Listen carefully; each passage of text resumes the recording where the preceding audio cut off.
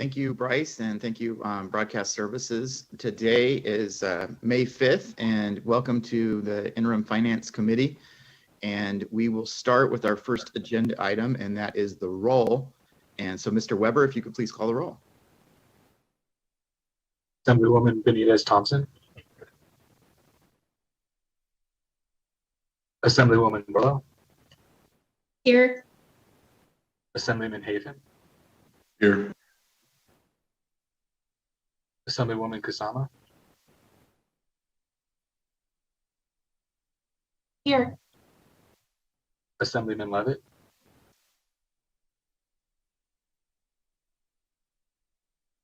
Assemblywoman Miller. Here.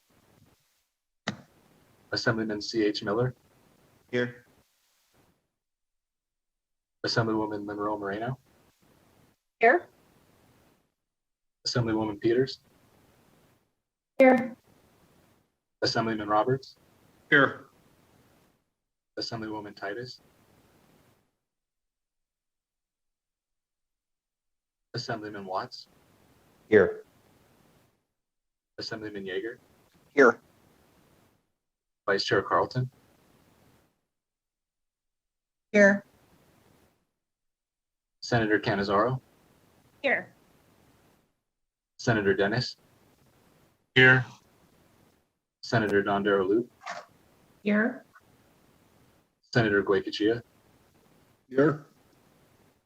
Senator Hammond. Here. Senator Harris. Here. Senator Severs-Ganser. Here. Senator Tatro. Chair Brooks. Here. Thank you, Mr. Weber, and please mark the members present as they arrive. And we can move on to our next agenda item today, which is public comment. And I just want to remind the public that on the agenda that was posted, there is all the information necessary for calling in. And we will have another public comment period at the end as well. And so you can submit your comment in writing, or you can call in this morning. And to make sure that we have enough time for all public and that we can keep our meeting on track, we're limiting public comment to 2 minutes, please. And so Broadcast Services, do we have anyone on the line who would like to make public comment? Thank you, Chair. If you wish to provide public comment, please press *9 now to take your place in the queue.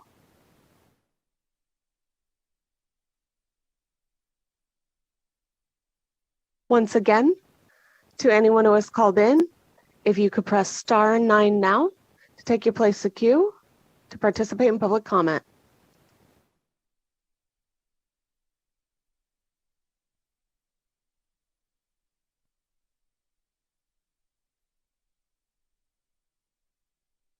Caller with the last 3 digits, 686, you are muted. Please go ahead. Good morning. Good morning. My name is Jamelle Nance. For the record, that is JAMELLENANCE. I'm the Director of Prenatal to 3 Initiatives for the Children's Advocacy Alliance. And today I would like to share my support for program item number E19 and F6. Under item E19, Department of Health and Human Services, Welfare and Support Services, Child Assistance and Development specifically asked for the addition of federal ARPA funds to provide competitive grants for child care provider expansion. The child care provider expansion just really means more infants and toddlers in Nevada will be afforded access to early learning experiences that they so desperately need and deserve. Furthermore, child care expansion increases the sustainability of our already strained providers. We need child care providers to continue to keep their doors open to best serve our children, families, and workforce. Under item F6, Department of Health and Human Services, Public and Behavioral Health, Women, Infant, and Children Food Supplement. It specifically asks for the addition of funds to implement an online ordering system.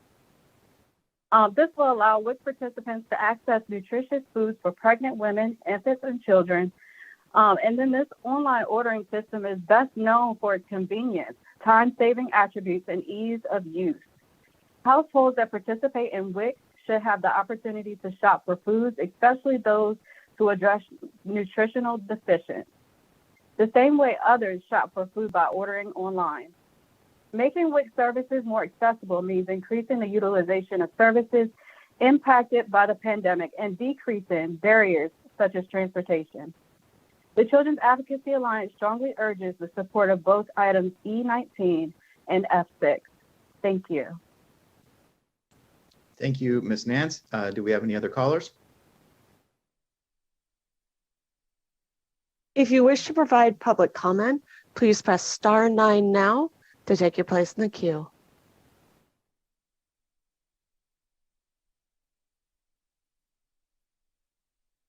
Chair, at this time, the line is open and working. However, it seems we have no more callers at this time. Thank you. I appreciate that. We can move on then to our next agenda item, which is agenda item C, and that is the approval of the minutes and of the October 2021 meeting. Those minutes were shared with all the members. And do any of the members have any suggested edits or comments on those minutes?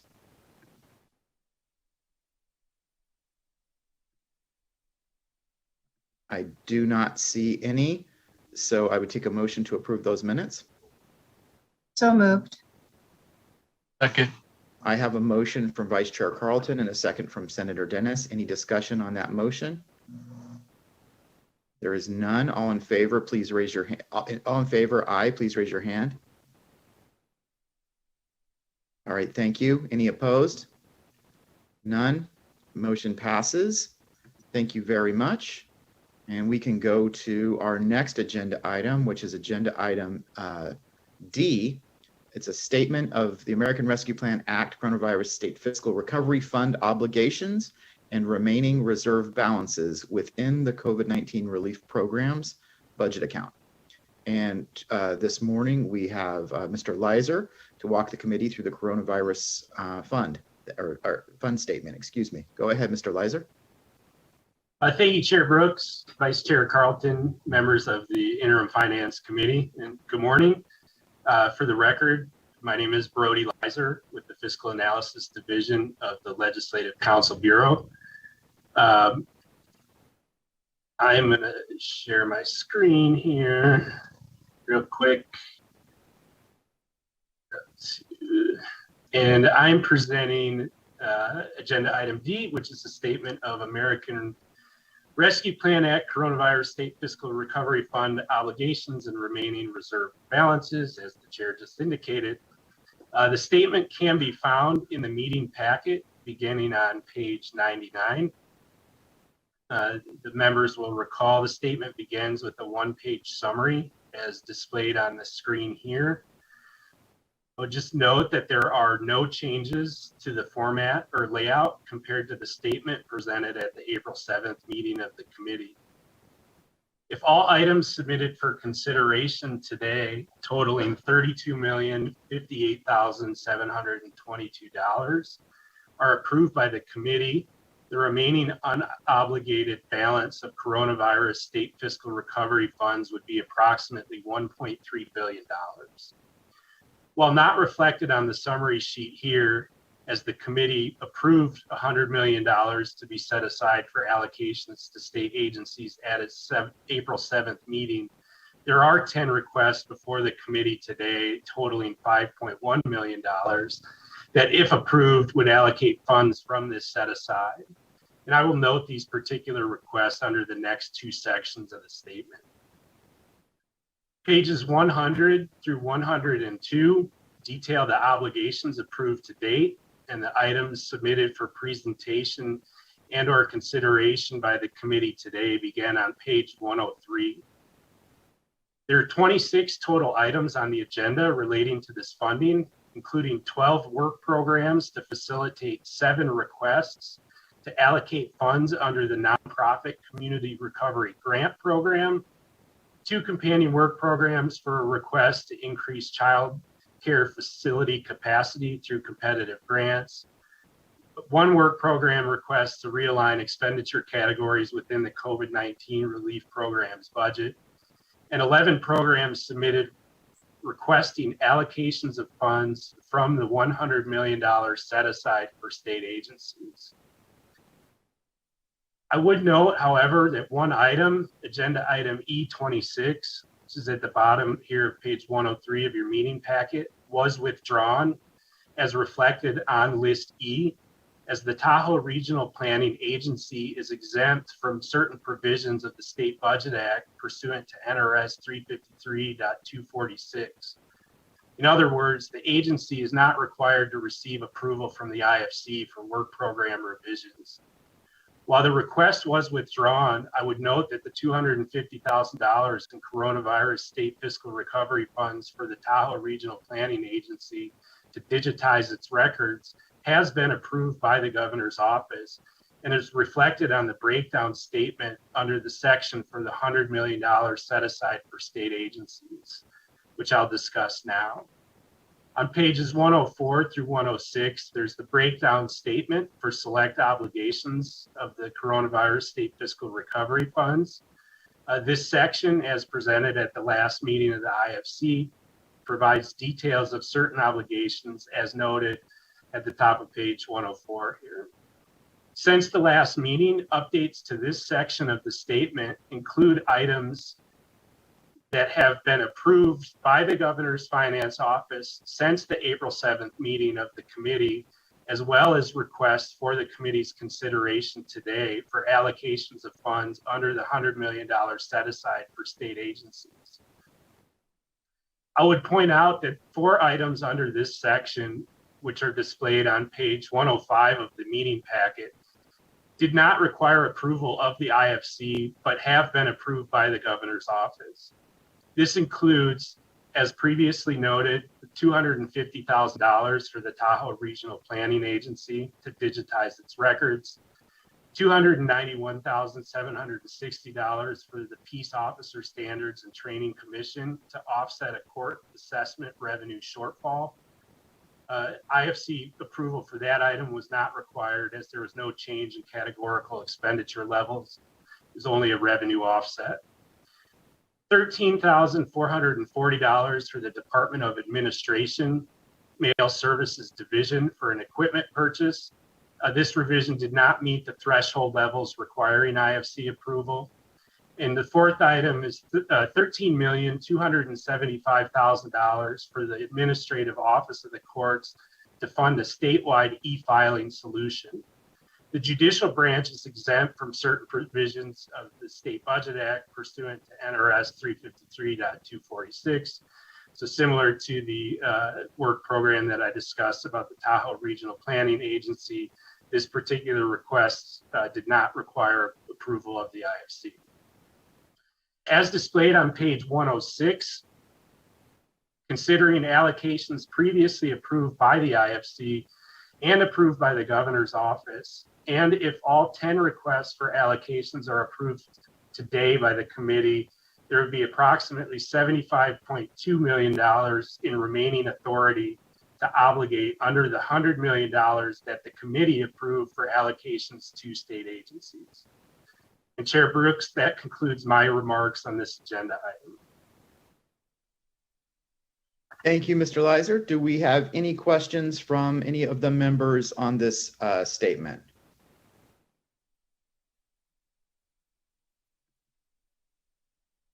All right, it doesn't appear as if we do. And members, bear with me today. I'm working off a smaller screen and only one of them. And so I can't see everybody all the time at the same time. So feel free to holler at me if I don't catch you. But I don't see any questions from the members. So thank you very much, Mr. Leiser, and we can move on. Our next agenda item is the approval of work program revisions for the Expenditure of American Rescue Plan Act, Coronavirus State Fiscal Recovery Funds. That's item E.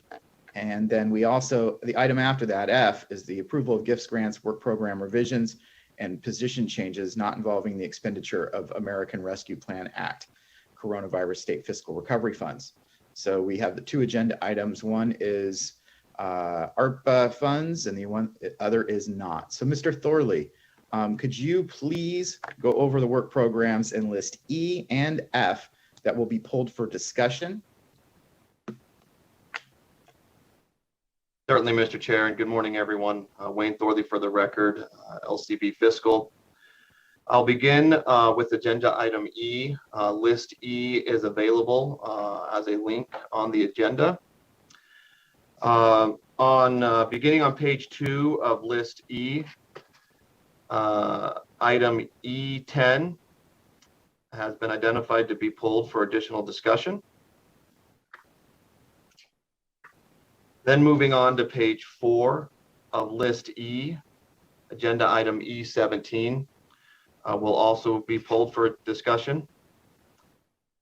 E10 and E17 will be heard together. And then the last thing I'd note on list E on the last page, page 5, and Mr. Leiser mentioned this too, and it is reflected on the agenda. Item E26 from the Tahoe Regional Planning Agency has been withdrawn. And those are all the items on list E that have been identified to be pulled for discussion.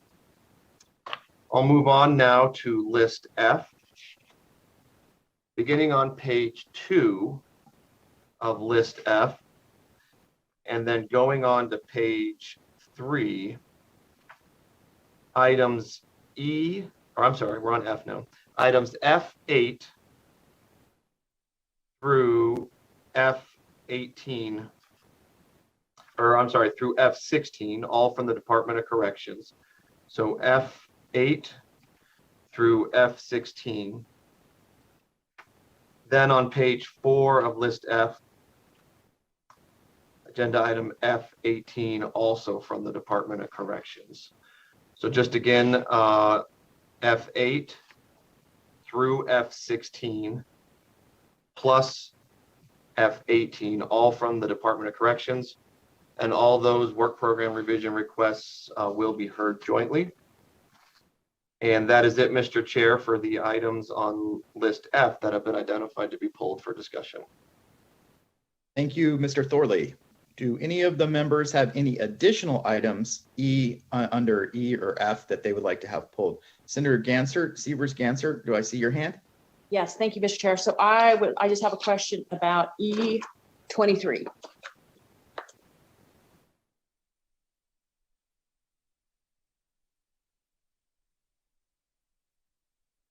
We will pull up E23. Do any of the other members have any additional items under E or F that Mr. Thorley didn't mention, or number 23 that Senator Sievers-Gansert mentioned? Any others? Senator Gokachia. Thank you, Mr. Chair. Just how many radios are we talking about on 25? That's my simple question. So we will add 25.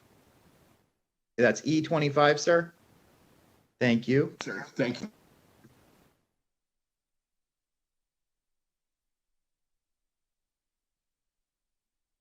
All right, so we have E23 and E25 in addition to the items Mr. Thorley mentioned under E and F. Do we have any other items under E or F that any of the members would like to see pulled for discussion?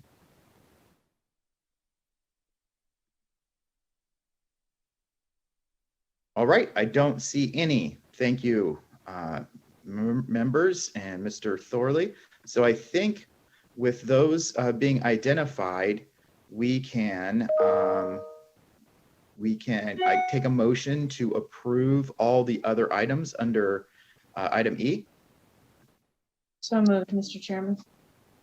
Second. I have a motion to approve all the other items under item E from Vice Chair Carlton and a second from Senator Dennis. And any discussion on that motion? I see none, so all in favor, aye. All right, thank you. Any opposed? Nay. And that motion passes unanimously. Thank you. And so Mr. Thorley, would it be appropriate to do the same under item F? And then go back and hear the items E and F? Or should we do items E and then move on to F after we've heard all of the items E? Mr. Chair, I believe it's up to however you'd like to handle that. If you'd like to take a motion on the remaining items on list F, at this time, I think that would be appropriate, or you could wait until the presentations for list E are done. All right, Mr. Thorley, I think I'll take that motion so that some of the folks that are waiting to have some certainty that they're not going to get pulled up. So I'll take a motion to approve items F, all the items under agenda item F that weren't identified to be pulled. So moved. Okay. I have a motion from Vice Chair Carlton and a second from Senator Dennis. Any discussion on the motion? All right, I see none. All in favor, aye.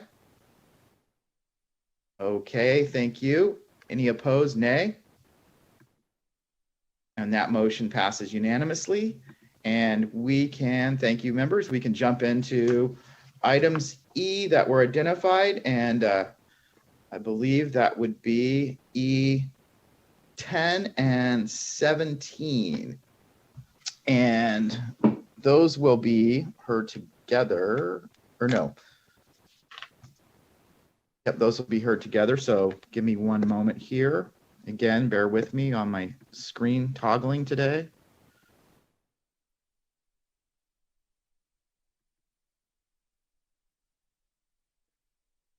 And item 10, we have the State Controller's Office. And with us, we will hear from Controller Catherine Byrne. And I think that joining Controller Byrne, we have Michaela Woodburn as well, possibly.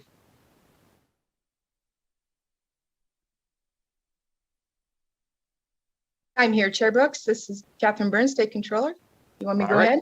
Yes, please go ahead and describe what your request is, please. All right. Good morning, Chair Brooks and members of the committee. For the record, my name is Catherine Byrne and I'm the State Controller. This morning, we are submitting a work program for FY23. The Controller's Office is requesting $399,083 for 3 full-time positions and 1 contractor. These additional positions are required to support the rise of accounting and reporting workload responsibilities with ARPA and FRF funds being made available to the state. This will provide much needed labor resources to facilitate and continue timely and accurate financial accounting processes with the added ARPA and ARPA FRF funding statewide. We are asking for a contractor in 3 full-time positions to assist our office with bank reconciliations under CARES Act funding. We are currently 8 months behind in completing those reconciliations. The 3 full-time positions will assist with the additional accounting and reporting workload responsibilities brought in by the ARPA and FRF funds being made available to the state. And I'm available for any questions from the committee. Thank you, Controller Byrne. And I think what I'll do is have the Department of Public and Behavioral Health come up and make their request at the same time, because they're very similar requests, and the questions that generated from the committee might be the same. So just hang tight. And if we could have item 17 presented now, and I think we have with us this morning from the Department of Public and Behavioral Health, Lisa Sherich and Debbie Reynolds. So please go ahead and describe your request for item 17, please. Thank you. Good morning, Chair Brooks and members of the Interim Finance Committee. For the record, my name is Debbie Reynolds, Deputy Administrator with the Division of Public and Behavioral Health. Also with me today is Kelly Quintero. She's our Administrative Services Officer 3 over grants and contracts. and of course, Administrator Sherrick. Work Program 23 FRF 32231 requests $369,823 in Federal American Rescue Plan Act funding from the Governor's Finance Office to support 3 additional temporary interim fiscal FTEs, as well as ongoing funding for a part-time contracted management analyst. Work Program C54940 was previously approved by IFC and authorized the transfer of $682,000 in federal workforce development grant funds to support 10 temporary interim fiscal FTEs. We filled 7 of these 10 positions, and we're in the process of filling the remaining 3. DPBH has continued to experience tremendous growth in the size of our budget, the number of programs we oversee, and an increase in the complexity of grants and contractual documents. Since the beginning of 2020, we've received over $760 million in COVID-specific funding. This includes 54 direct federal grants, as well as CARES Relief Treasury Act and American Rescue Plan Act funds received through the Governor's Finance Office. The 10 previously approved interim positions work on multiple budgets and are assigned throughout fiscal administration, including cost allocation, budget, accounting, grants management, grant administration, and contracts. The 3 new interim positions requested in this work program will work specifically on American Rescue Plan Act and other COVID-specific funding, focusing on fiscal management with increased attention to compliance and quality assurance. We're happy to answer any questions you may have. Thank you, Ms. Reynolds. Appreciate that. And do we have any questions now for either the Controller's Office or DPBH on these 2 work program requests? Assemblywoman Kasama. Thank you, Chair. My question is directed towards the Controller, Catherine Byrne. You mentioned that the Controller's Office is 8 months behind on the bank reconciliations. So my question is, has this been something during COVID that you lost staff and you're trying to replace them? Has this been an ongoing problem for more than a year? Why would we be 8 months behind on the bank reconciliations? Thank you for asking the question. Again, for the records, Catherine Byrne, State Controller. Yes, increasingly over time, especially in the last couple of years, we have become increasingly behind on these bank reconciliations. There has been times that we've been behind, but this is, at this moment, it is more far beyond the time record that I recall in the time that I've been at the Controller's Office for the last 10 years. That is just part of it about the bank reconciliations. Currently, right now, we need the extra positions because the person that's performing the bank reconciliations and also the team that's preparing the schedule of federal awards and working with auditors are the same people. So we are required right now to prioritize their tasks.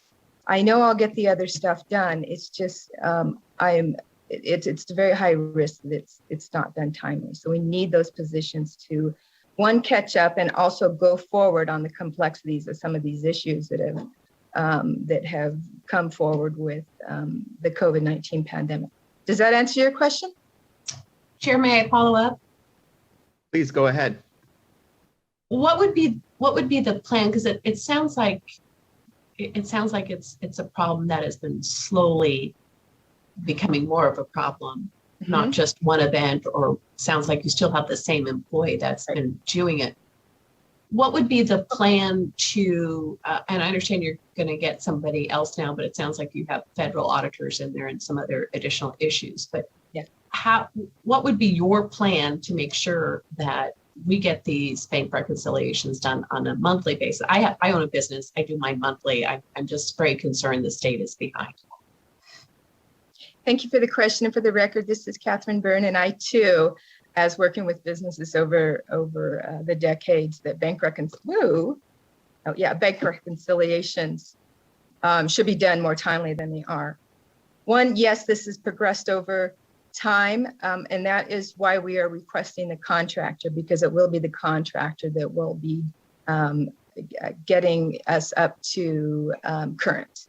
And then we will organize the office in the way that one of these new positions that will also be working heavily with the schedule of federal awards and the reporting requirements will also have this. And that was just the nature of the, bank reconciliations are performed in the agency services section. Does that help? We just need to get those back to a monthly basis. That's right. That's right. And I think I need the contractor, like I can't tell you how much. Thank you. Do we have any other questions for either the controller or for the Department of Public and Behavioral Health? Mr. Chair. Assemblywoman Monroe Moreno, and then I have Assemblywoman Titus, and then Vice Chair Carlton. Thank you, Mr. Chair. In reviewing both of the items, item 10 and item 17, it appears that there's approximately 1.4 million of future expenditures, which are ARPA monies, and another 1 million through DPBH for future expenditures. Could either the controller, GFO, or DPHS let us know how, explain to us how they're going to track those future, be in a position where we're obligating the state's allocation for the coronavirus dollars and we don't have a tracking mechanism. Could someone just further explain to us how we're going to track those future expenditures? I can speak to it. Good morning. This is Catherine Burns, State Controller, for the record. I can speak to the tasks that they will perform, and then I'll have to, if we want more detail, we'll have to confer to Michelle Woodburn. But each of these positions have a work performance standard, and they will go through an employee evaluation process. And it's spelled out in those performance standards what their tasks are going to be, and it will be really specific. And if it's related, when it's related to things like these pockets of federal money, it is really important that that first document that you have with the employee is their work performance standards. So that's what I have to say about that. But I will ask Michelle Woodburn, are you there? And would you like to opine on that? Hi, Michelle Woodburn for the record. So yes, through work performance standards, clarifying what's expected of staff, tracking that information to ensure that's getting done. And then, of course, tracking payroll through the accounting system. We'll monitor that the work is getting performed. I'm not sure if that answers your question. Hello, Mr. Chair. Yeah, please do. I don't think that answered my question, or the question that you asked that I was thinking of.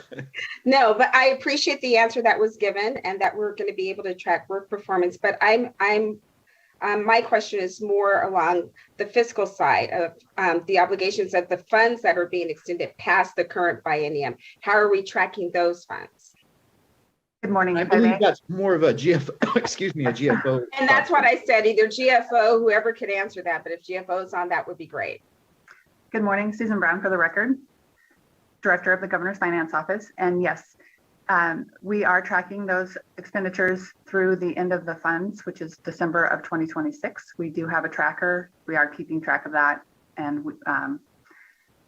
we are aware that there are expenses that we are obligating at this point in time that aren't necessarily being approved. You will see some of those in the budget, but we will maintain a tracker and make sure that we are not over obligating these funds. Thank you, Ms. Brown. I appreciate knowing that there is a tracker and we will see it in the budget in the future. So thank you so much for answering the question. That's all I have, Mr. Chair. Thank you, Assemblywoman. Up next, I believe I have Assemblywoman Titus. I think Vice Chair was before me, but I'm happy to go if that's all right. On my list, you're next. But all right then. Thank you. So I have a question for Deputy Reynolds, and I guess the controller also. We're tracking the fiscal side of this, and we just had great questions about who's following the money. My question regards the actual personnel. I think Deputy Reynolds mentioned that we've gotten she's gotten $760 million in their department through the various funds, grants, et cetera.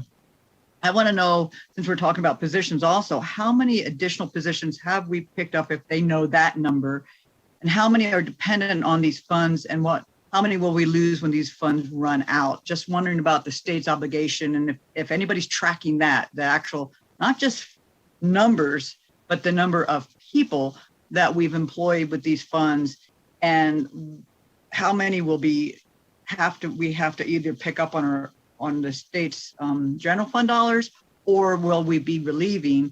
I keep hearing the term temporary employees. So do we have a head count on that? Thank you. Thank you for the question, Debbie Reynolds, for the record.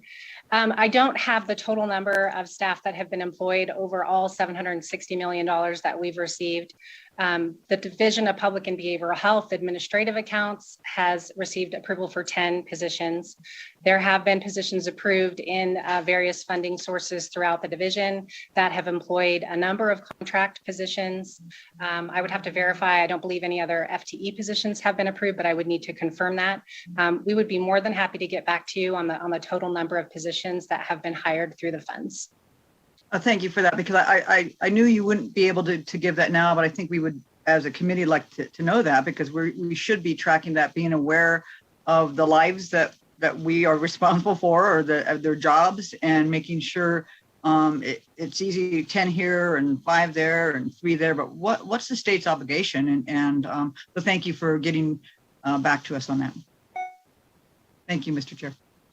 Thank you, Assemblywoman Titus. That's a great question, and I think that it would be, when we're building, as you're building the budget and bringing that budget to the money committees, either in the interim, but definitely in the regular session, it would be really good to identify which of those employees were picked up as a result of any of the ARPA funds, not just the ones that came through, these more flexible ones that came through. I think that'd be really good to identify those folks, just so we have understanding of the scale and scope of the Nevadans that we've hired and that might end up losing funding or having to be built into future budgets. I appreciate that question, Assemblywoman, and look forward to kind of seeing what that looks like. All right. Do we have any other questions from any of the members on items 10 and 17? It does not appear as if we do. All right, great.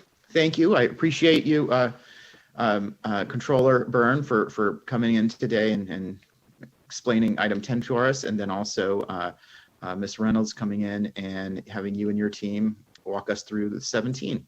So with that, no questions. I would look for a motion to approve 10 and 17.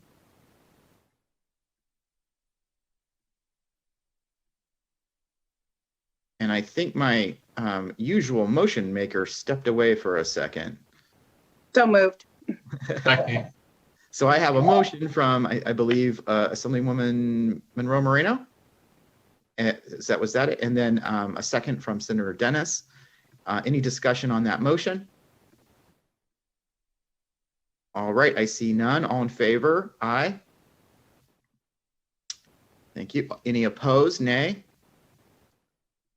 And that motion passes unanimously with the members present. And we can move on to our next item. And our next item was identified by, I believe, Assemblywoman Titus, and that is item E23. Is that correct? No, it was, thank you, Chair, but it was Senator Gansert, I believe. Thank you. It was Senator Sievers-Gansert. Item E23, is that correct, Senator? Yes, thank you. All right, no problem. And so item E23 is from the Department of Employment and Training and Rehabilitation, the Nevada Equal Rights Commission. And so if we have anyone from the department who would like to explain item 23, to the committee, that would be great. Good morning, Chair Brooks. This is Cara Jenkins, Administrator for the Nevada Equal Rights Commission. And All right. How you doing, Ms. Jenkins? It's so good to see everybody.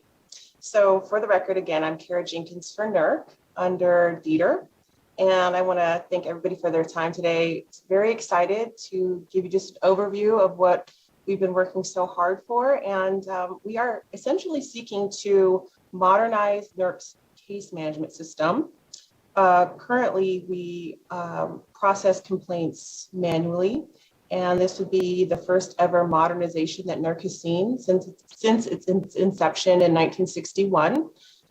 We would have a database solution, cloud-based solution that would track and manage complaints through the life cycle of the discrimination and settlement complaint process before litigation. So complainants would file their complaints through the online portal on our website.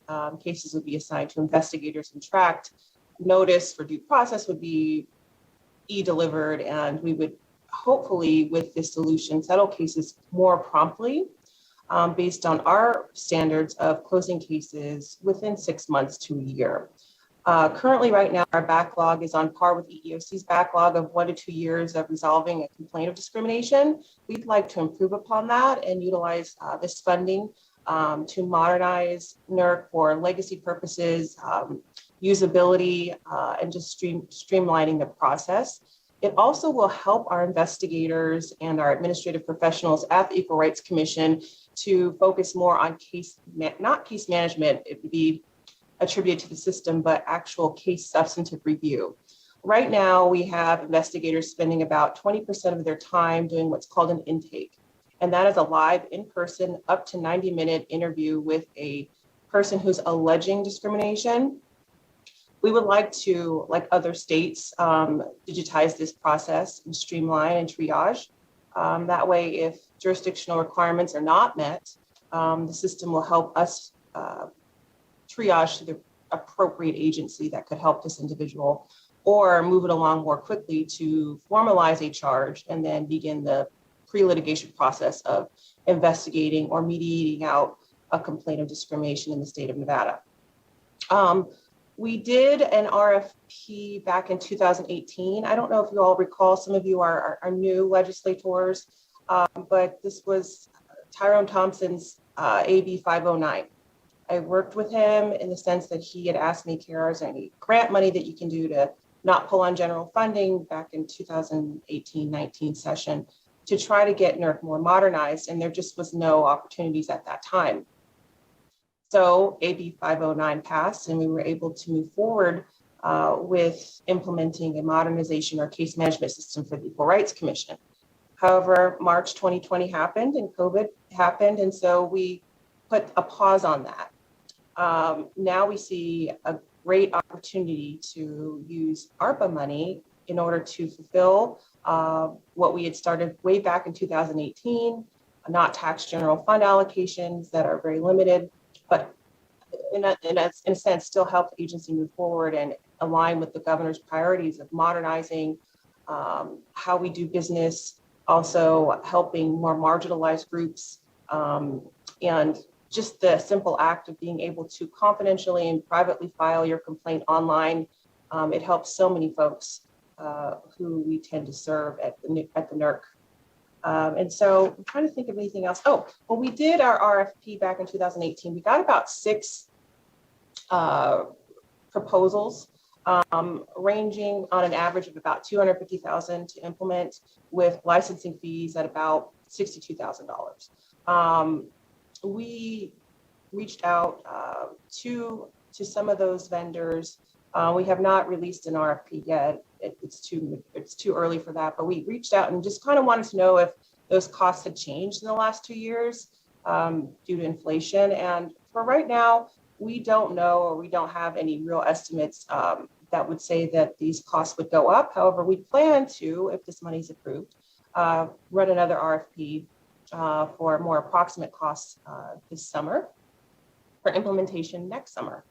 And we're looking at about maybe up to $300,000 to do this, with a license fee of up to $150,000 for the next 2 years. And then department costs to Dieter to help us out with onboarding the system. And then we would work in the licensing fees moving forward into our budget builds for the next applicable bienniums into our budget.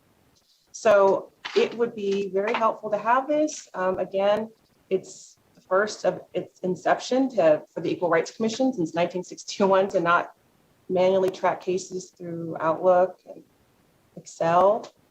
This would be great. Also, I could provide with my management analyst detailed information, Nevada specific to you all as legislators about trends as it relates to harassment based on race, national origin, color, religion, sex, gender-based discrimination. Right now, I usually pull national data or EEOC data for Nevada specific information, and this cloud-based system will help us. I hate to interrupt, Ms. Jenkins. Senator Siebers-Gansert, is there something specifically you would like Ms. Jenkins to tell you about? So she answered most of my questions with her review. So first I want to thank her Ms. Jenkins, for bringing this forward. We spoke several years ago about the backlog and the help that you needed. And at that time it was related mostly to personnel, but it was because you didn't have software, right? So you didn't really have a technical solution to help you. So I think it makes sense that you're bringing this forward. One of my questions was going to be if you're doing a new RFP, and the answer sounds like it's yes. It sounds like you're looking for a cloud-based solution versus whatever you were looking at before. So that's good. It sounds like the ongoing cost is about $75,000 a year for licensing, and that would be the only cost you would expect. Do you have any other related personnel costs that would be added with this? Okay. Cara, for the record, no, Senator Gansert, this would be so cool because it would be modernized. So it would be digitized and streamlined. So we do have a management analyst position that would help me track the data and the team, but we would just license and update software. So it would not really require more FTE per se. It would be a system. Great. So I look forward to hearing about your progress, and I'm very happy that you brought this forward because I do know that you had an opportunity for some funding in 19 that was lost, and this is very important, I think, to everyone in our state. So again, thank you, and thank you for answering my questions along the way with your overview. Thank you. Thank you for the question, Senator, and thank you, Ms. Jenkins, for presenting this work program. Any other questions from any of the members of the committee on this item? I don't see any. All right, so thank you again, Ms. Jenkins, appreciate it. And I would take a motion to approve item 23. I'd like to make the motion. I have a motion from Senator Siebers-Gansert.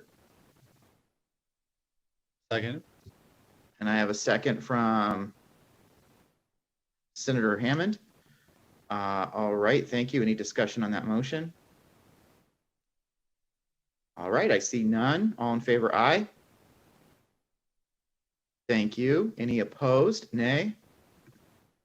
And that motion passes unanimously. Thank you. And we can move on now to our next item, which is item E25, which was requested by Senator Goicoechea, and that is from the Department of Conservation and Natural Resources, Division of Forestry. And do we have anyone from the Division of Forestry here today? Chair Brooks, this is Deputy Administrator Eric Antel for the Division of Forestry. All right, well, please, if you would, and maybe I'll just have Senator Goicoechea just ask if he has a specific question, or and that might save you some trouble. Yes, I do. We're talking $1.5 million of replacement radios. How many are they? And I assume most of them are just handheld fire radios. Senator, thank you for the question. For the record, this is Eric Antel, Deputy Administrator for the Division of Forestry. And this request includes 215 handheld radios and 185 command mobile radios, as well as the necessary equipment and installation costs to install the 185 radios within the fleet of the Division of Forestry.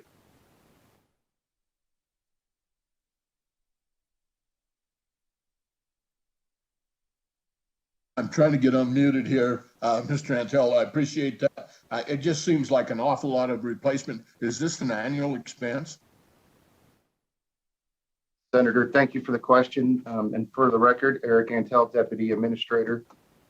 So we do budget and through normal cost appropriation for the category with radio replacement. But these radios have hit their 12-year life deadline, as well as to meet federal compliance into the digital format. That's why there's a large ask for this replacement radios. Thank you, Mr. Chair. Thank you for the question, Senator. Thank you, Mr. Antel. Any other questions from the committee on this item?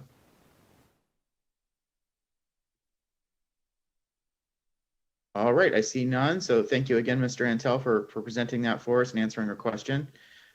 With that, I would take a motion to approve. Chair, there was a question from Assemblywoman Sama. Thank you so much. I'm glad I got extra eyes with me today. Thank you, Assemblywoman Titus. Assemblywoman Kasama, please go ahead. Thank you, Chair. I'm not quite sure where the right place is to ask this question. It's kind of a 30,000 foot level for me to understand better. I see a lot of motions here with ARP money for more like single expenditure for equipment replacement, which I think is good. This is an opportunity for us to use it, but I was under the impression that it had to be tied to the issues coming from COVID. And so these are upgrades, equipment replacements that we're seeing in various departments. And are we within our right to use this money for these items when I thought it had to be more tied directly to the COVID pandemic? And I'm not quite sure who can answer that question.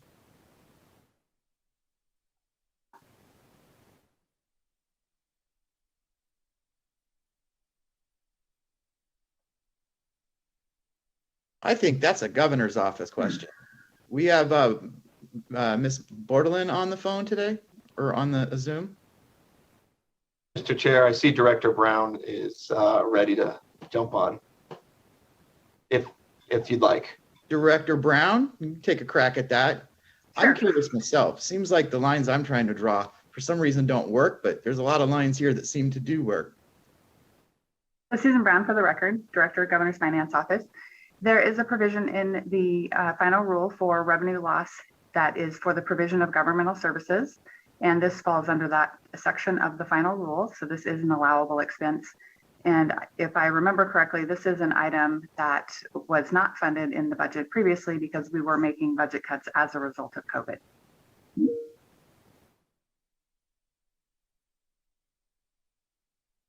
Thank you, Director Brown. Does that answer your question, Assemblywoman? Yes, thank you.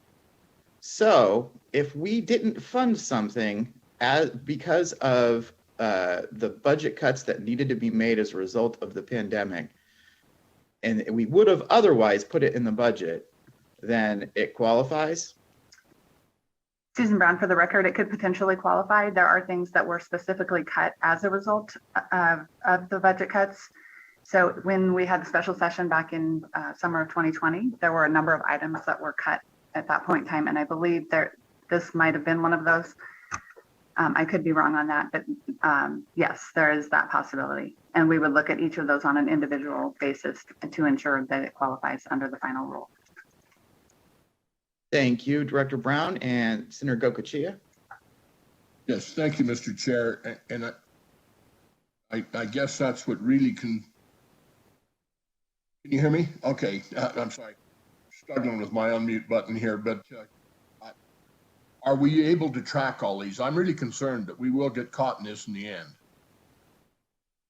Susan Brown for the record, we are tracking all of these expenditures. We have an enormous tracking on all of this, and we have reporting that is due to the federal government quarterly. So this is all being reported as we go, and the expenditures are incurred. If I may follow up, Mr. Chair, and they have the ability at that point to say, no, this is not allowable, or it is. There's no ability for them to come back 6 months, a year from now and say, hey, wait a minute, we don't think this worked. Susan Brown for the record, there is the possibility that they could come back several years from now and make that argument that something didn't qualify. We have been very careful about what we are funding and making sure that we are following the final rule and the reporting requirements. And when we have questions or need clarity, we do reach out to the U.S. Treasury to ensure that the expenses that we're incurring are eligible.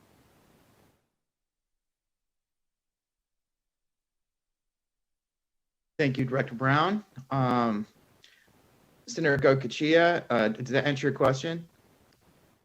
Yes, sir, I'm good. Thank you. I do know, I mean, we have NCSL and CSG, which is national legislative organizations, and then national organizations around treasurer's offices across the states and governor's offices of finance across the states. And I would say that Nevada probably is taking the absolute most conservative look at all this stuff, which can be frustrating at times if you're trying to be creative. But I think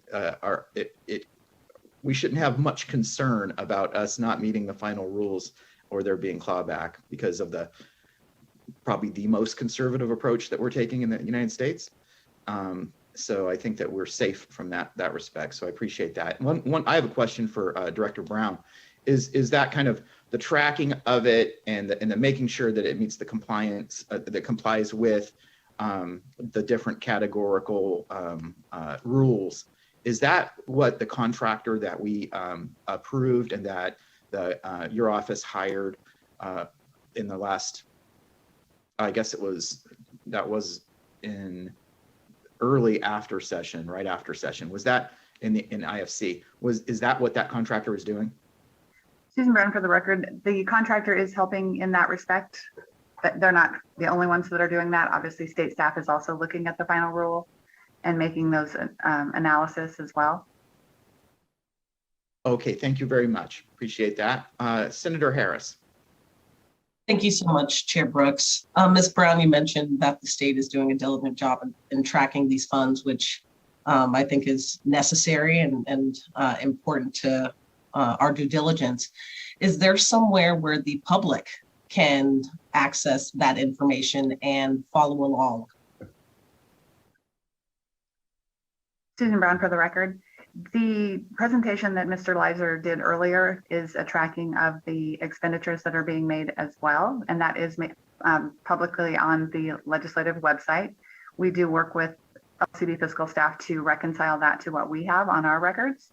And then there's the reports that we provide to the federal government. I don't know if those are public at this moment in time. I haven't been following that very closely, but I can take a look at that. If this is something that there's an appetite to have on the GFO website, we certainly could do something like that.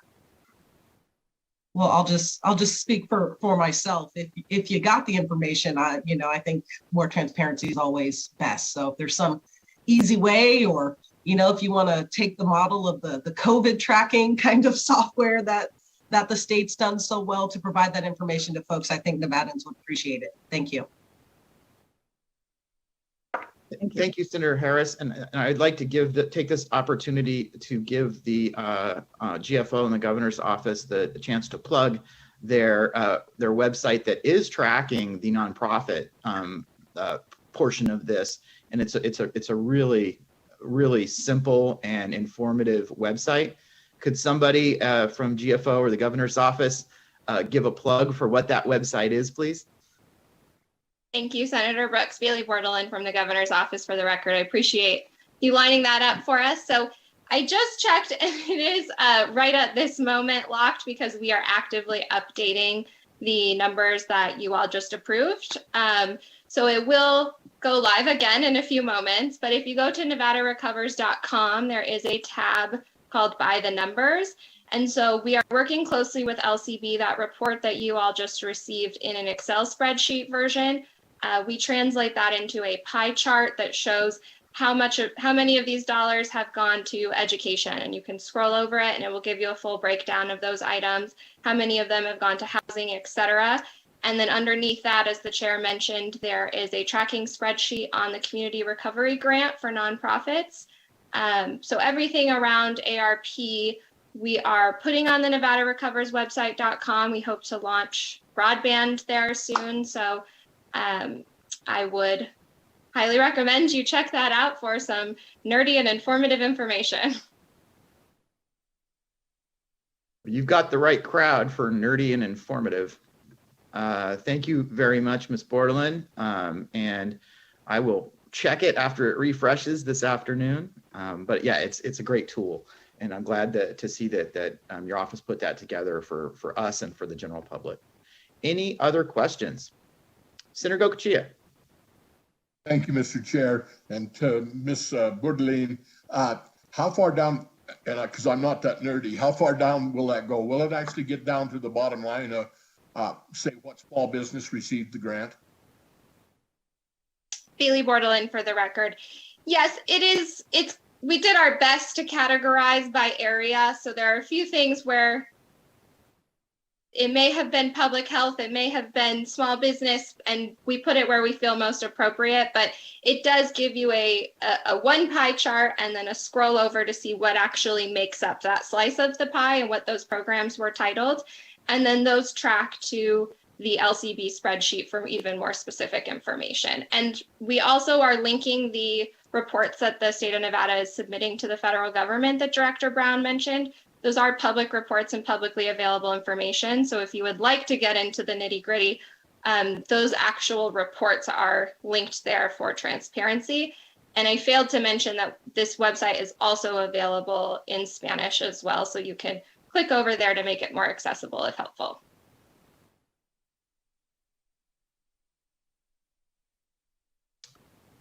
Thank you, Ms. Bordelin. And Senator, don't sell yourself short. You're pretty nerdy. Do we have any other questions from any of the members of the committee?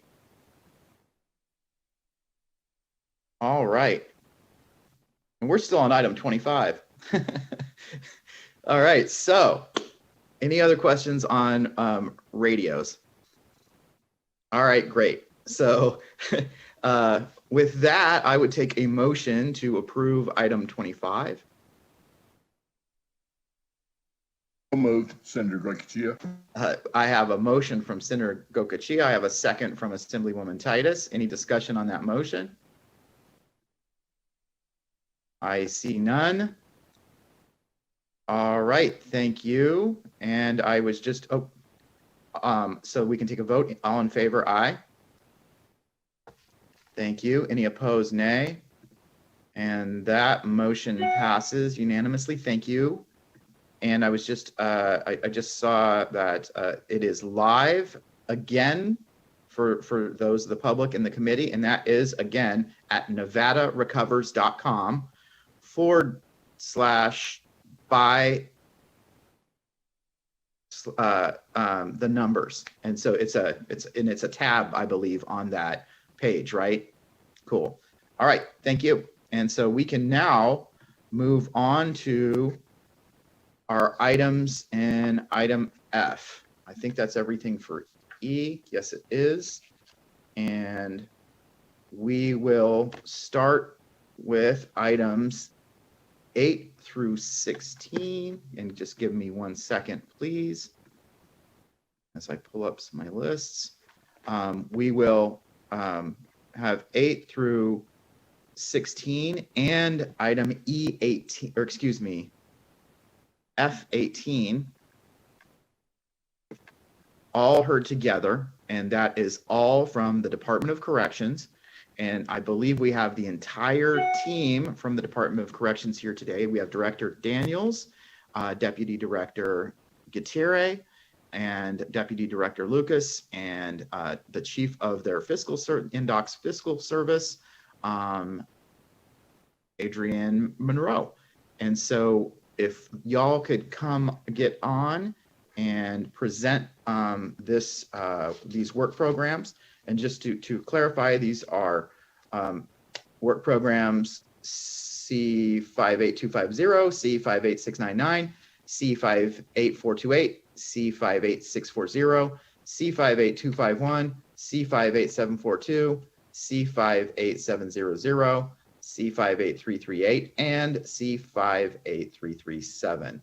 And then item 18 is work program C58698. So come on up.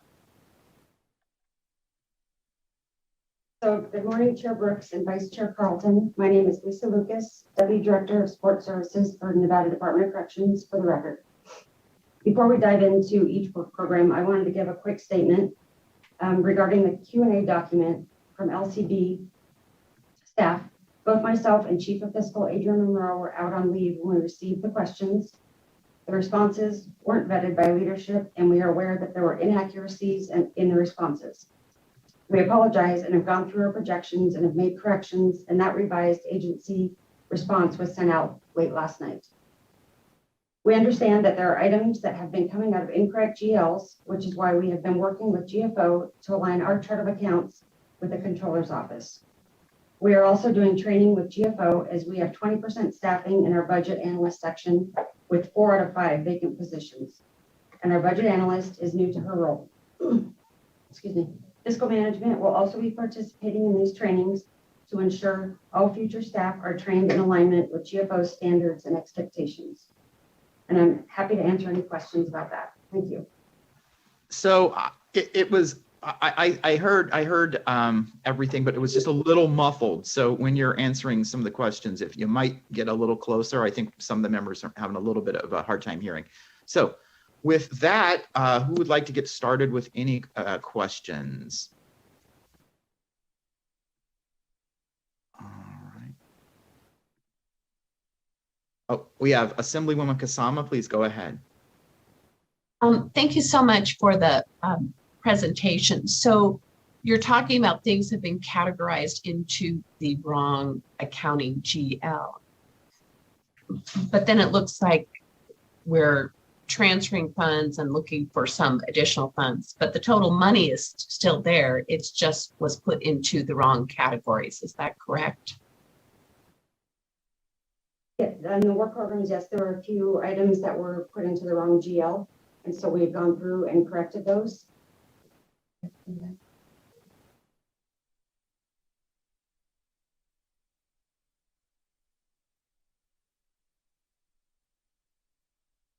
So my question is, so we've got, you know, a bunch of backup materials that were provided to us, and we've worked with our staff to do some analysis on that backup materials that were provided to us. So, and you say, you know, late last night, you had to correct some, you know, mistakes that in how that information was presented to us. What, I mean, if you could just kind of, instead of going all the way back from the beginning, could you identify what the corrections were? Like what are we looking at in our data that we were given and from your agency and with the help of our staff distilled down to its essence? And then what did you change? So, you know, basically what's different from this morning that is different from what we had last night?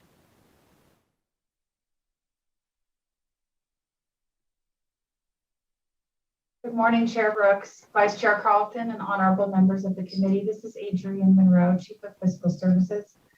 So the work programs don't necessarily need to change. However, there were some in the backup documents for certain categories and GLs. There were some shortfalls showing, for example, for things that should have been cleaned up. We did not have a whole lot of time to turn these around. And the version that was used of our projection program was what we call a current version. It's kind of a live document.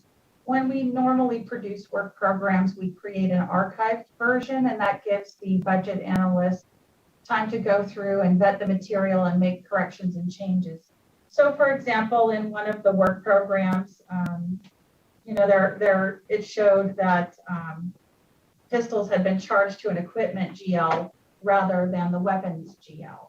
So we were able to recognize that, and I understand what the budget analyst was thinking about how it was coded by a dollar amount threshold in our chart of accounts rather than by the appropriate category, which would be more transparent to put it in weapons. So your fiscal staff at LCB did a good job in going through and recognizing some things like that. But it doesn't change the nature of the request of the work programs that are before you today. And that answers my question. I appreciate that. That says, I just wanted to make sure that we were still looking at the same requests for the same things, regardless of how they were coded. And okay, great. Do any members have any questions? I have a few, but I'd love to give the committee an opportunity. I think I've got, first I have Vice Chair Carlton, then I have Senator Dennis.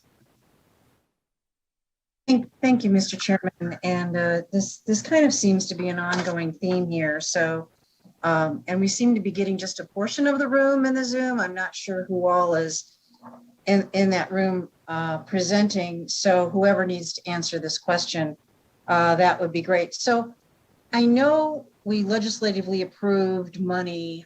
We do this every biennium to address the emergency issues at anything extraordinary, you know, the oven breaking, something, you know, like a normal family would, you can't plan on, you know, things making it for 2 years. So we give them the money to do that.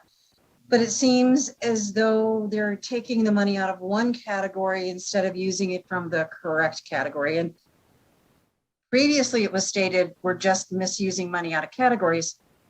That's not something that we should ignore. We put money into categories for a reason so they can be tracked. You don't use, you know, operating for assistance. I mean, there's a reason why we do this. So there are funds that are in the director's office budget for these things, but it seems as though we're just finding money wherever we find it and paying the bill and not tracking it and or using the correct categories. So what's being done to address that? And then number two, why aren't we using the director's office budget to pay for some of these extraordinary items? And how are you going to true that up in the future? 3-part question. Adrienne Monroe for the record. Thank you, Vice Chair Carlton. Those are excellent questions. So the way that we use Director's Extraordinary Maintenance, it's sort of a last resort. If the budget account has the ability to heal itself, it is to do so first. That is a sort of a hierarchy of funding solutions that we follow. And we're finding many surpluses in Cat 1 within budget accounts, so they are able to provide needs to shortfalls in other categories. When it has been deemed that it is impossible for the budget account to be able to purchase an extraordinary item, or there is just no time to wait for a work program because it's an emergency, we will go into Director's Extraordinary Maintenance Fund, and we do have an operating procedure on how to follow that internally, and DOC does. So at the time that these work programs were submitted, I think we were showing less than $7,000 left available in the Director's Extraordinary Maintenance Fund.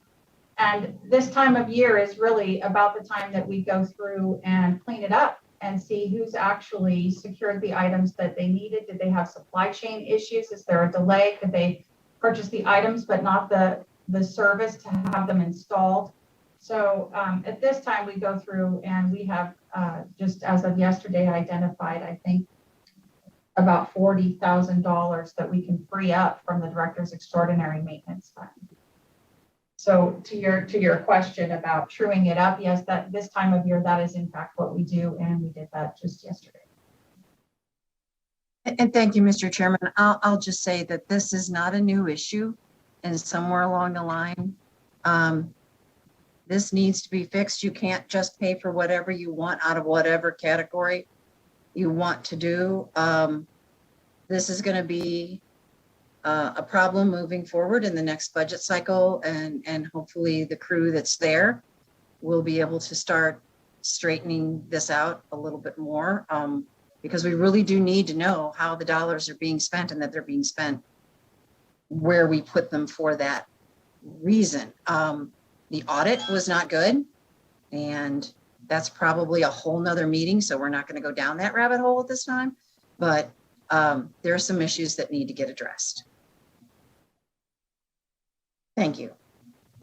Thank you, Vice Chair. And along those lines, I know there's just, you know, a tremendous amount of turnover in all state government. There's a tremendous amount of turnover in your agency, and it's just some of the stuff is very complicated. I know that the Governor's Office of Finance is a resource. But I would also, reach out to individual legislators on this committee, and you can reach out to the Legislative Council Bureau's incredible fiscal staff. And if there's, questions that need to be answered or advice that you're looking for, we can facilitate that as well. And I know the Governor's Office of Finance is a great, mentor and source of information as well. But please just, if you feel like you are in error or you are going to make a mistake, the members of this committee would be happy to, many of the members of this committee would be happy to help in any way we possibly can.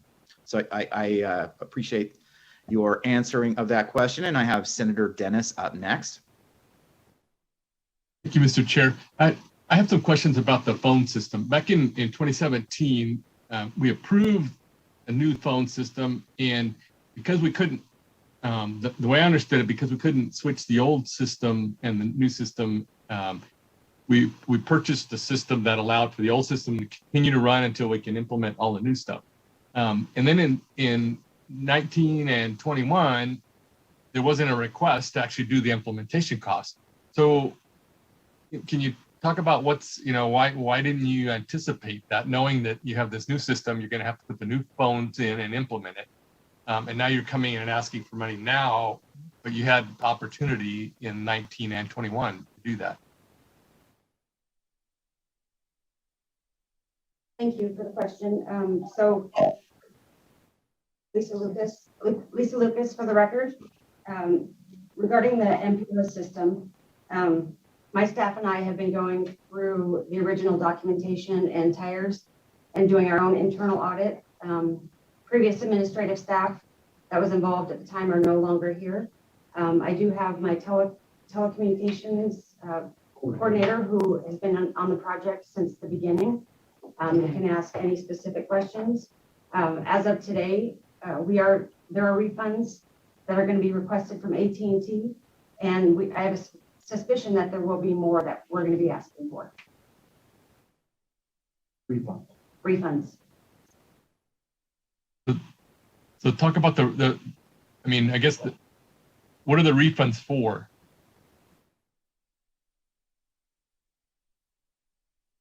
Hi, my name is John Mason. I'm the telecommunication coordinator for the Department of Corrections. And what the refunds are for was there was a process that we had to go through in order to port over the old numbers without creating any irrevocable harm to our existing network. And during the process, because they had what they called stacking DID numbers, which they end up, as we expanded, they added blocks of numbers.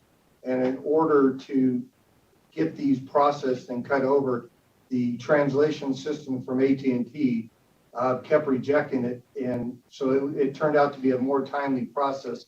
So what we've done is we've gone back and requested refunds from the time that we started this porting process to make sure that we were refunded the amounts because of the process to get this gone through. So with this, so then with the process you're going through now, with this request that's before us, are you going to be able to implement now and switch everything over to the new system and get rid of the old phones? We have gone live statewide. We cut over 18 facilities. We have 2 that are left, which is Ely State Prison and Wells Conservation Camp. We were able to do 5-digit dialing statewide. We've eliminated all long distance costs associated with calling throughout anywhere in the state, as well as out of the state. In the process of doing this, we are about 90% complete with this project. Great. And then just going back to the original question about why didn't we do this sooner? I think what I heard, and correct me if I'm wrong, was that you're not quite sure why, because there was others that were there. But as you looked at this issue, you realized that these were costs that needed to be done. And so that's why you're coming forward now. Does that sound accurate? What we had is a process, and we had to make sure that we weren't going to do any harm to our existing facilities. So the process that we had to follow and the rejection of some of the processes through the network that we developed had caused issues, and then we had to overcome the issues. But yeah, we are moving forward with completing this project. But as far as the implementation costs, though, and I don't know if this is a question for you or for the other person, but actually implementing all the new stuff, there wasn't a request for that until right now. Is that because somebody just didn't do it along the way, and now you figured out that needed to be done? That the cost needed to be applied for? So Lisa Lucas for the record, the implementation costs were included in the tire. What these are, the costs that we're doing now are the phone charges per lines. So what John was talking about is that we're being billed at our old rate, and then we have to port them over to the new. So they were still charging us for the old one. That's what we're going back through and identifying and getting a hold of AT&T to refund us on those that should have been turned off. Okay, so I understand now. So the actual implementation costs were requested, but now you've run into these other issues that you're trying to correct that are after the fact. Correct. Okay, great. Thank you very much. Thank you, Mr. Chair. Thank you, Senator Dennis.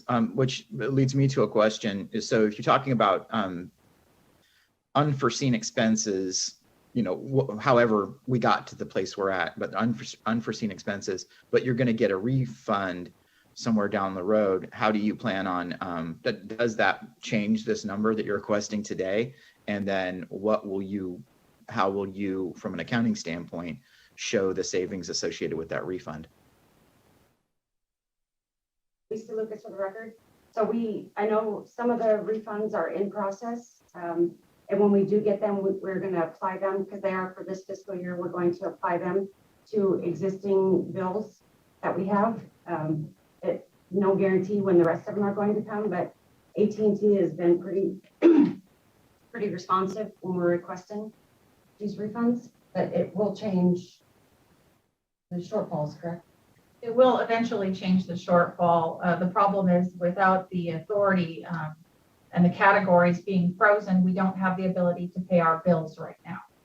So we're looking for authority to be able to do that, and then we'll apply the credit later. And if it ends up being reverted or applied, to future bills, but there's not a lot of months left in the fiscal year. It's really just that we're not able to pay our phone bills because the category is already in the negative. So, but the authority is what we're looking for now so that we can proceed forward and then apply the credit. Hopefully, they can get that to us very soon. We're working with the vendor, so I can't promise when that will be issued to us, but we can certainly follow up with you and keep you apprised. I would just urge you to reach out to GFO and or the legislative fiscal staff to make sure that, if there's question whatsoever in how that credit is treated, that so that we don't end up, asking you the same question after the fact. So just make sure that you're working with, because I think that probably needs to get reverted to the general fund if it's shown up as a savings, not arbitrarily applied to another bill. And so please just work with GFO and LCB staff to figure out the best way and how to do that.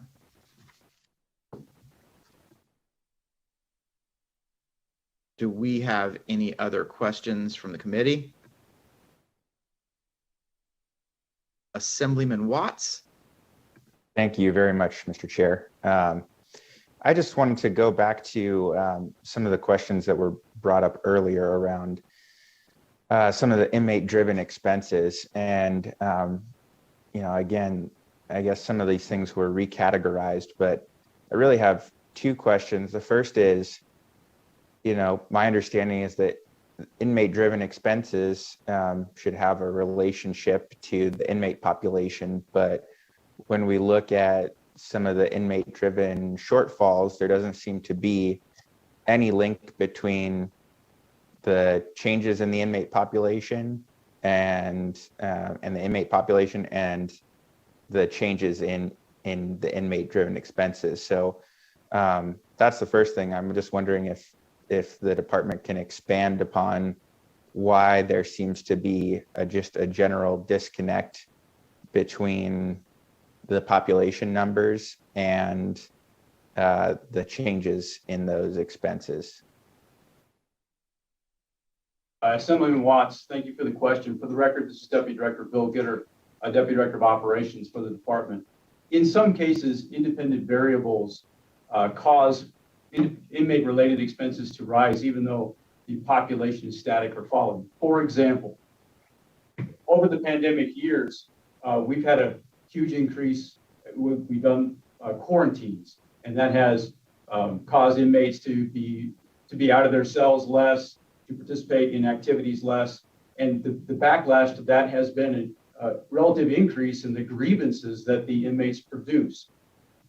In one of these work programs, we're asking for additional funds to cover shortfalls for forms that are given the inmates to process those grievances, which went up in last year by 150%. So that's one example of how expenses can rise, even though the total number of inmates didn't, but the independent variable causing the expense has become the factor related to our shortfall. Thank you. I think that's a little bit helpful, but again, it just seems like there's not much of a correlation at all, in terms of population and increases in inmate-driven expenses, right? And so I was just wondering, I mean, that the example you gave, I think, is useful, but I'd imagine that that's probably been a trend that we've seen across institutions. I know that, for example, Ely State Prison population is up 19%, inmate-driven shortfalls 51%. Stewart Conservation Camp population's down 7%, inmate-driven shortfall is 66%. So I'm just wondering if you can shed any more light on why that's the case.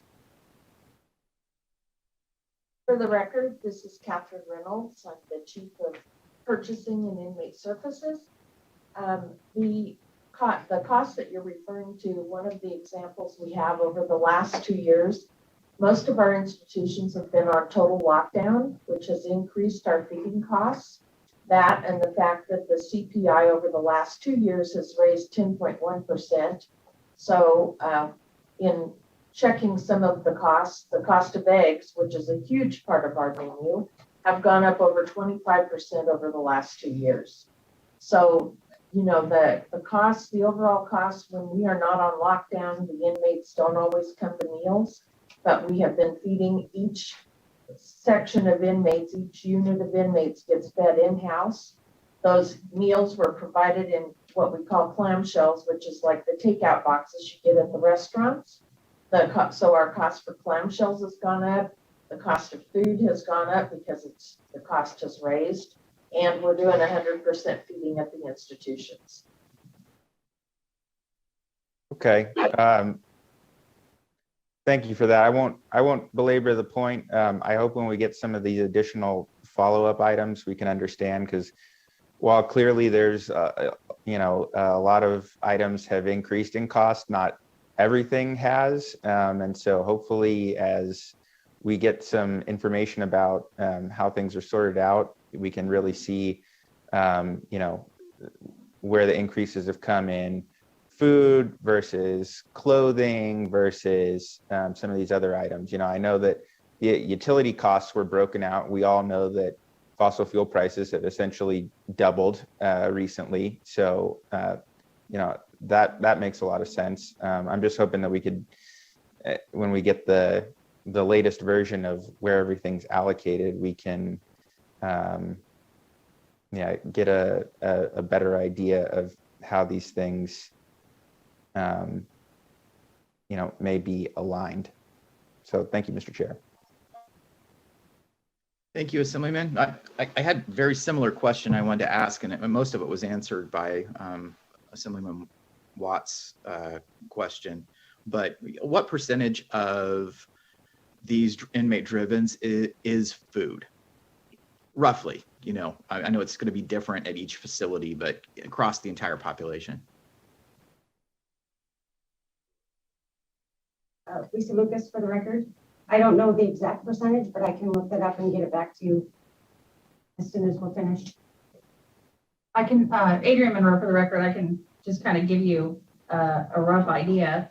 So at High Desert State Prison, Cat 50 inmate drivens. So the total budget for all of the GLs in there is $6.7 million. Just so that you know, the food portion of that is $4,088,387. So it's really 2/3 of the category. And to give you some perspective, in fiscal 21, the actuals just for the food GL 7,200 was $3,546,640. We're projecting $5,075,745 for this year, and we've obligated $4.376409 so far. You can see that in the attachment to the work program for High Desert. So it does comprise probably the largest portion that, and yes, it's by far the largest portion is the food GL.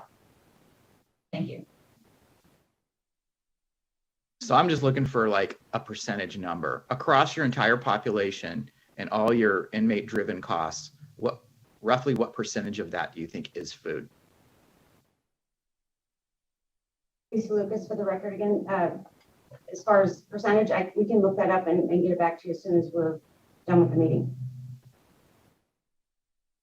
I probably won't even want to know at that point. I want to know right now, but it sounds like it's roughly 2/3. That's what I'm looking for. Like roughly what percentage of your inmate drivens is food? And I would think that's a number that you would just be able to grab immediately, but I guess not. So 60, 70, 75? 60 to 70%. Thank you. Perfect. Thank you. Yeah. And Chair Brooks? Yes, sir. Chair Brooks, pardon me for interrupting, but this is Deputy Director Gitter for the record. On the operational side of the house, to give you a little more background to that number, on the operational day, normal operations, the attendance at meals by the inmates varies from less than half to nearly all, dependent upon the meal that's being served. During a quarantine, when we're locked down, we're serving 100% of the population every meal. That's why there's such a large increase in the expense of feeding in that type of operations. And that's what has impacted our food budget mostly, is that we're feeding 100% of every meal, one serving, one tray serving, get every inmate, whether they want it or not, and at their living quarters, instead of them having the option of traveling outside their living quarters and going to a dining facility to get it, which we do under normal operations. That's why that increase is so big. That's helpful. I'm just trying to wrap my head around the scope of the scale of what food is, because the two drivers in our recent inflation numbers in this country are fossil fuel, energy, and food. And so, I mean, by far, a lot of other things, most other things are flat or down. And so it's just, I'm really trying to kind of understand the scale and scope of what the problem is. And so thank you both for answering those questions for me. Do we have any other questions from any member of the committee? Assemblyman Roberts, please go ahead. Thank you, Chair. Just to follow up, you talked about the lockdowns. So are several of the facilities still in lockdown, driving the food cost up? And if not, when did we come out of lockdown? And did that period cause the deficit that you're trying to make up? Thank you for your question. This is Deputy Director Bill Gitter for the record. We came out of lockdown last month. We ended the COVID quarantine restrictions. That we didn't have any facilities in quarantine at that time. We are seeing an uptick in some positive numbers right now. We don't have any large-scale quarantines at this time. We expect that, or we have seen that the feeding operations have returned to their previous normal, and don't expect the rise in expenses to continue unless positive test results require lockdowns in the future, which is always possible. But right now, we're not seeing that, not yet. Okay, thank you. Thank you for the answer, and thank you, Chair. Thank you, Assemblyman. Do we have any other questions from the committee?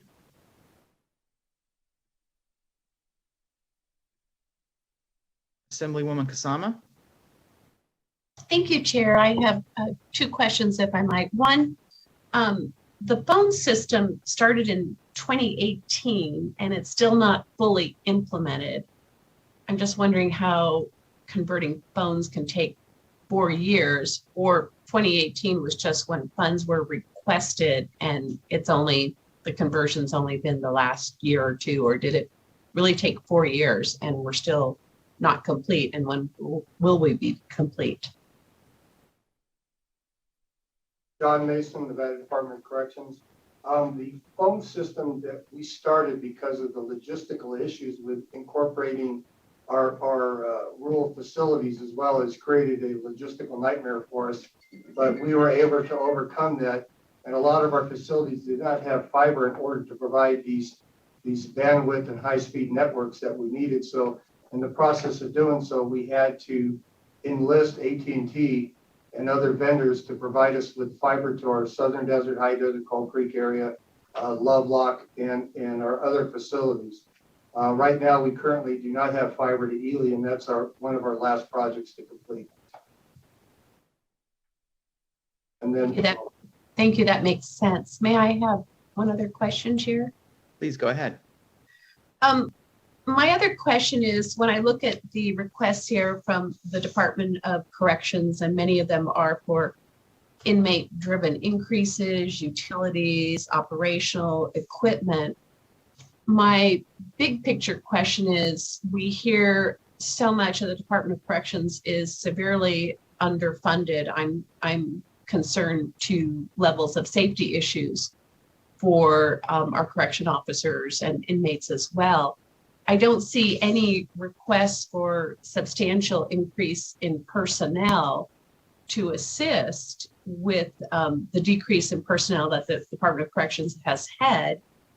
And it seems that would be a priority for requesting. And why do I not see that here unless I've missed that?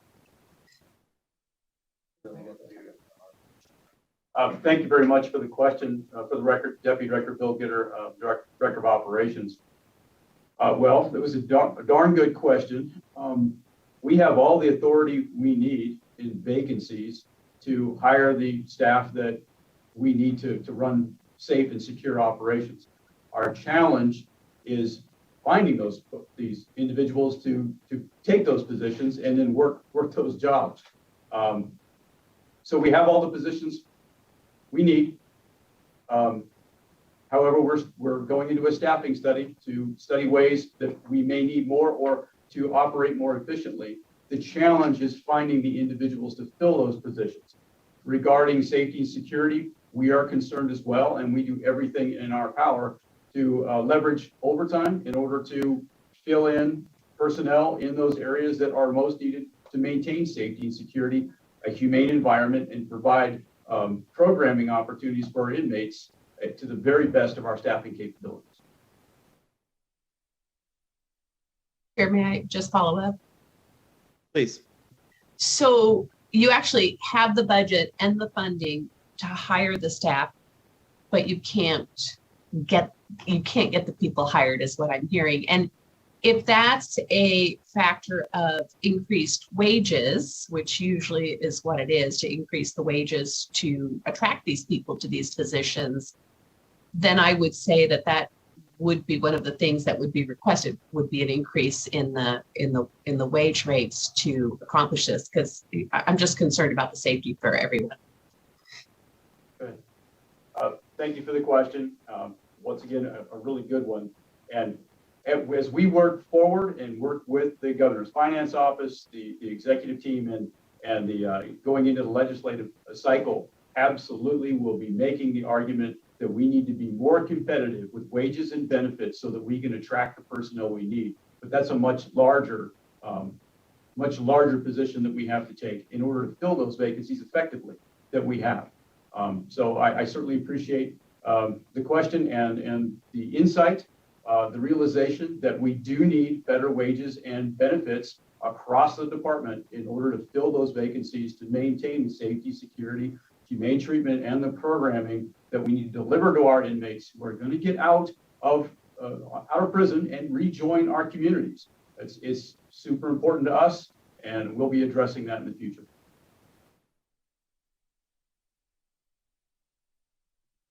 Thank you.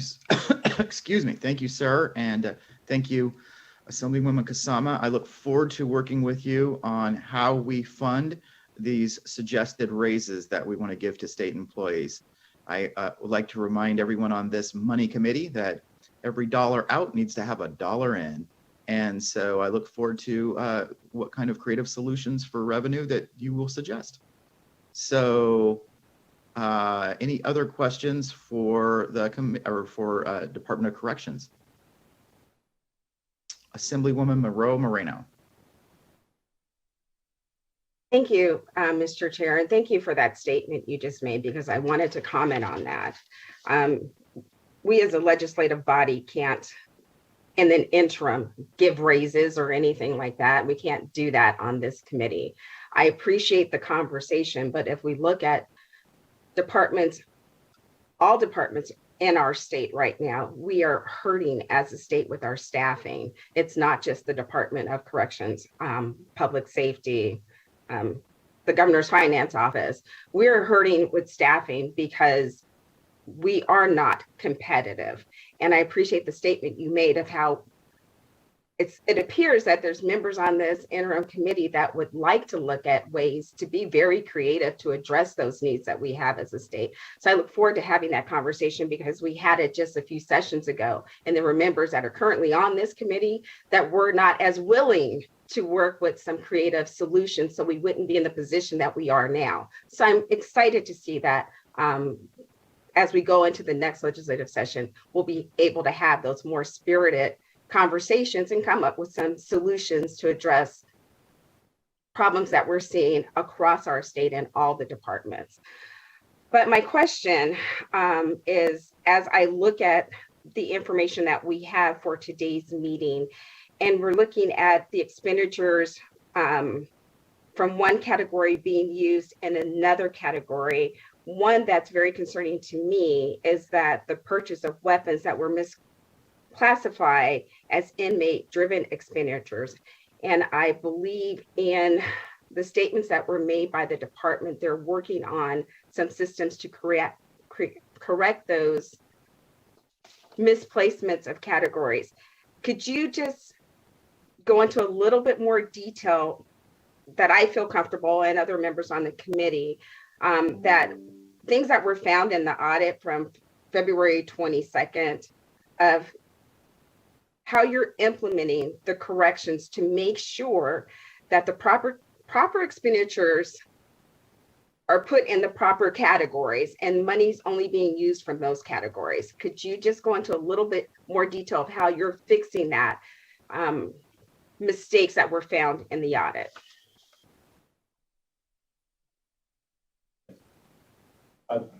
Thank you, Assemblywoman. This is, for the record, this is Deputy Director Bill Gitter with NDOC. Specific to the weapons purchases, since that audit, we have developed a weapons committee chaired by myself, 3 wardens, representative of the our finance office, to meet, discuss the needs for and the funding for any and all weapons, ammunition, munitions purposes going forward. So those mistakes won't happen again. In a bigger sense, our fiscal department is working more closely with the GFO to ensure that we're aligning our fund sites with the appropriate budgets and accounts so that we don't make those mistakes.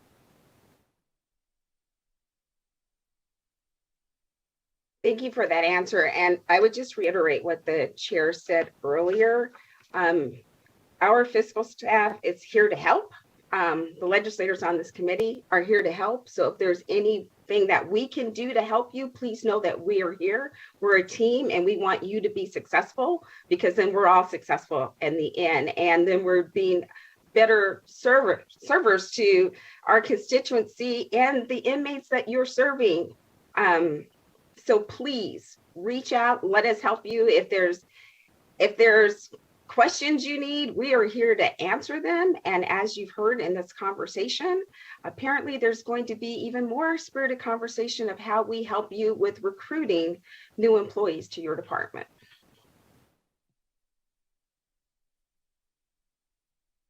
Thank you, Assemblywoman Monroe Moreno. Do we have any other questions from any of the members of the committee? All right, it does not look as if we do. So I really appreciate the entire team over there at Department of Corrections and coming and presenting this to us and helping us kind of understand where some of these shortfalls came from and how to correct them. And then also having a conversation about how we can maybe improve some processes moving forward and possibly, you know, have a little bit more clarity in how some of these things are reported in the future. So I appreciate it, really do. And I hope you enjoy the rest of your day. And with that, I would look for a motion to approve items 8 through 16 and 18. So moved, Mr. Chairman. I have a motion from Vice Chair Carlton and a second from Senator Dennis. Any discussion on that motion? I do not see any discussion on the motion. All in favor of these items, aye? Aye. Oh, thank you. Any opposed? Nay? Seeing no opposed, passes unanimously.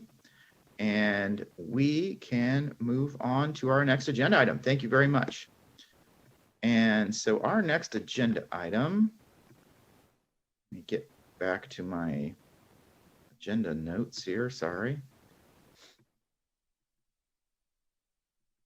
This is really difficult not having multiple screens. You get a little spoiled. That is it for items F. I don't think we pulled any additional ones.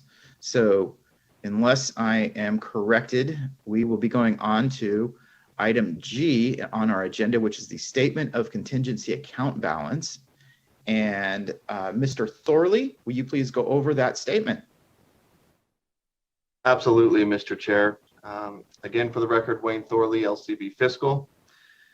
The statement of IFC contingency account balance begins on page 437 of your meeting packet under tab G. As usual, the first page is a summary, and then on page 348 and 349 of your packet is the detailed breakout. Prior to any actions of the committee today, the IFC contingency account balance is at $28.96 million. That is made up of $18.8 million unrestricted general fund, $1.6 million of unrestricted highway fund, and $8.5 million in restricted general fund and highway fund allocations pursuant to legislation passed by the 2021 legislature. There is one item, one request before the committee today for an allocation from the IFC contingency account. The dollar amount of that request is $373,051. If approved, the remaining balance in the contingency account will be $28.6 million. Happy to answer any questions that the committee might have, Mr. Chair. Thank you, Mr. Thorley. Do we have any questions on that contingency account balance statement from the committee? Does not appear as if we do, so thank you. We'll move on to our next agenda item. And our next agenda item is agenda item H, which is a request for allocation from the IFC contingency account. It is from the Department of Public Safety, the Dignitary Protection Group. And with us this afternoon, or morning, I guess it's still morning in Nevada, is we have Deputy Director Brueggemann, and we have Fiscal Officer Palmer from the Department of Public Safety. Please go ahead and briefly get into what your request is. Good morning, Chair Brooks, Vice Chair Carlton, and committee. I'm Lisa Galloway, the ASO from Department of Public Safety, State Police, and I'm filling in for Curtis Palmer this morning. I have with me Deputy Director Brueggemann. And so this work program requests a transfer from the Interim Finance Committee funds. This request adds funding for 3 additional sworn positions. And this item was first heard as an action item at the April 12th BOE for extended protection for the governor and the first family, both in the North and the South. Due to recent events and considering the upcoming election, additional extended protection is needed for day and swing shifts. Recently, our own state experienced verbal attacks on elected officials in a public place. A recent assessment of dignitary protection operation by the Capitol Chief Police, by the Capitol Police Chief revealed the need for expanding the protective team. With this being an election year, the need for stronger protective services is critical to protect the governor and the first family. The Dignitary Protection Unit will be expanded by adding 1 sergeant and 1 DPS Officer 2 to the Southern team and 1 DPS Officer 2 to the Northern group. The Dignitary Protection Unit will be able to provide better support and more efficient security coverage for the governor and first family with this addition. This work program covers the personnel costs of $373,051. And additional funds may be requested as later date as needed. And Chief Lados is available online to answer any operational questions. Thank you, Ms. Galloway. Appreciate that. Does the committee have any questions? All right, I see none. Thank you. And I just would like to note that this is trying to restore us back to where the size of that unit traditionally was. So I appreciate you making this request, and I appreciate all that you do. All right, thank you. Do we have any questions or comments from the committee? I don't see any.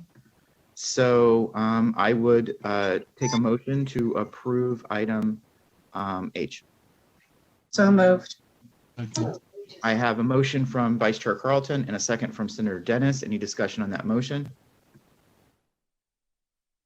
I see none. So all in favor, aye. And thank you. Any opposed, nay? Motion passes unanimously. Thank you, committee, and thank you to the Department of Public Safety. And we can move on now to our next item. Our next item is agenda item I, and it is an informational only item, and it's a report from the Department of Business and Industry, the Housing Division, on the status of the Home Means Nevada Initiative for Affordable Housing as directed by the IFC when we approved this, the funding for this. So with us, I don't imagine there's much to report, but with us today is Director Reynolds from BNI, and we have Mr. Acroft. I believe we have Mr. Holliday, and we also have Varice Campbell with us this afternoon. Please go ahead and give us your report.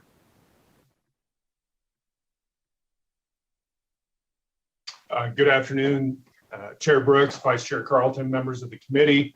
We did submit a report dated April 21st to you that you should have. This is Steve Acroft, Administrator of the Nevada Housing Division, for the record, sorry. Wanted to cover 3 things since then that we have received, and that is first, want to thank on the record Justin Luna for providing a memorandum, providing the outline for this report that we submitted. So want to acknowledge that. Also, we are currently in the pre-application period, which ends May 15th. And so we are receiving those. And to your point, Chair Brooks, we should have a much more complete accounting of where we're at at the June 21st IFC. And with that, I will see if there's any questions. Thank you, Mr. Acroft. Any questions from the committee? Vice Chair Carlton, please go ahead. Thank you very much. So you had said that there was an outline for the reporting from Mr. Luna. Has that outline been shared with our legislative staff so that we can review it to make sure that it actually will be covering all the things that we're interested in getting information on? Steve Acroft, for the record, we can bounce it back to you so you can review it, but effectively it's what's created this preliminary report that you see. It's pretty thorough in what it provides, but again, be happy to bounce that back to you. And thank you, Mr. Acroft. And this is just in the spirit of trying to work together. We'd much rather have this conversation now before these reports get too complicated than have to go back and try to recreate the wheel and such. So there may be some things staff might want to know that you guys never thought we would be interested in, and they may be able to give you some input on some things that, you know, probably should be incorporated since there will be no work programs on this in the future. So I just think it would be a good idea to have those conversations now rather than later, so we're all on the same page.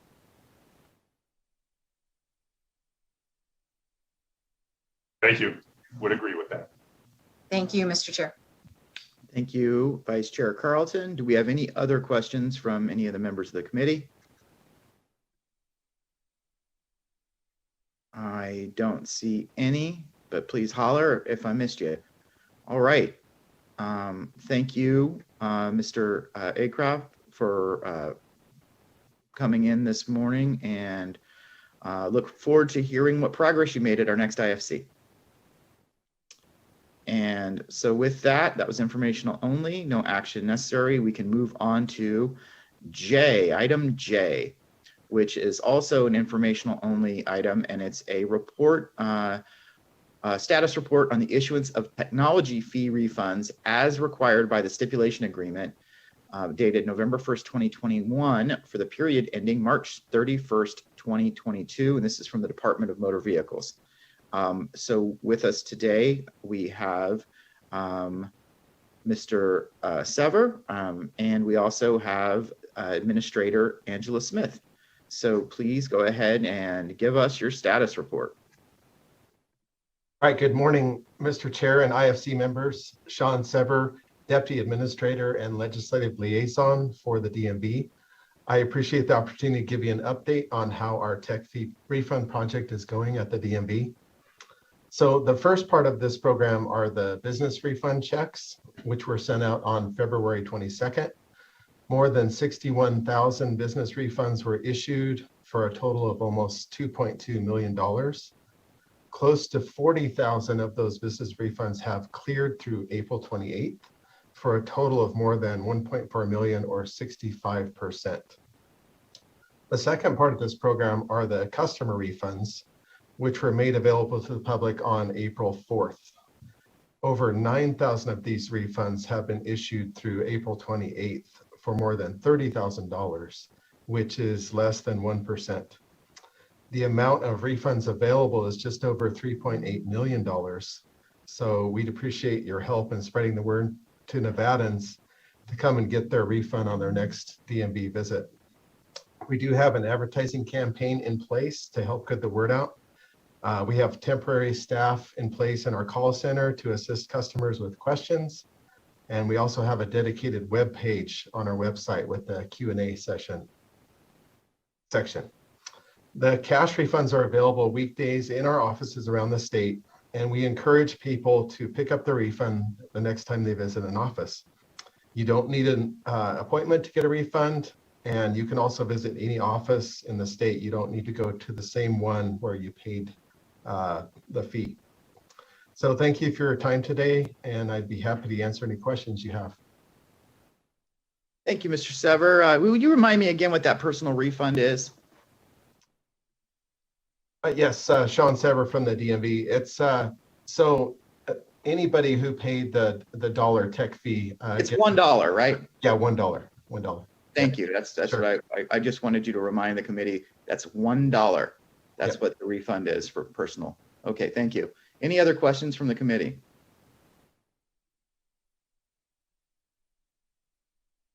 All right, I don't. Oh, Senator Hammond. Senator Hammond, did you have a question? Yeah, the $1 we're talking about, that was because there was a refund that came as a result of that was the action that came out of the courts, right?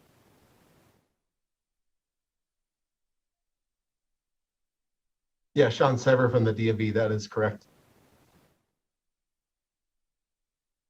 Thank you, Mr. Sever. Thank you, Senator Hammond.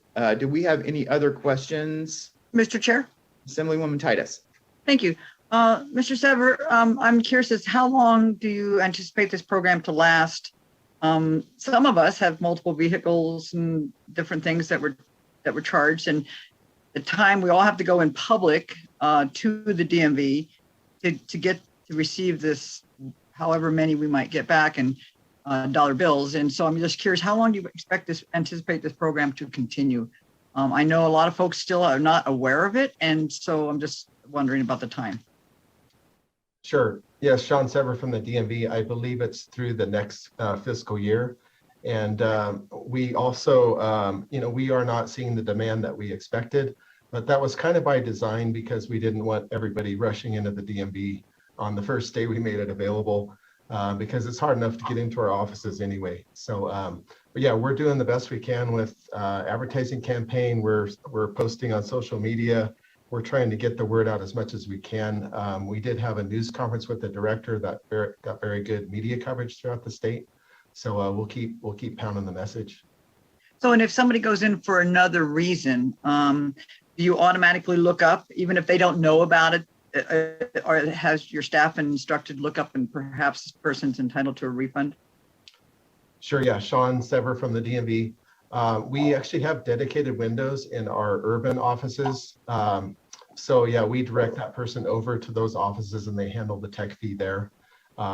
So yeah, we just, once we get somebody in the office, we get them over to get the refund.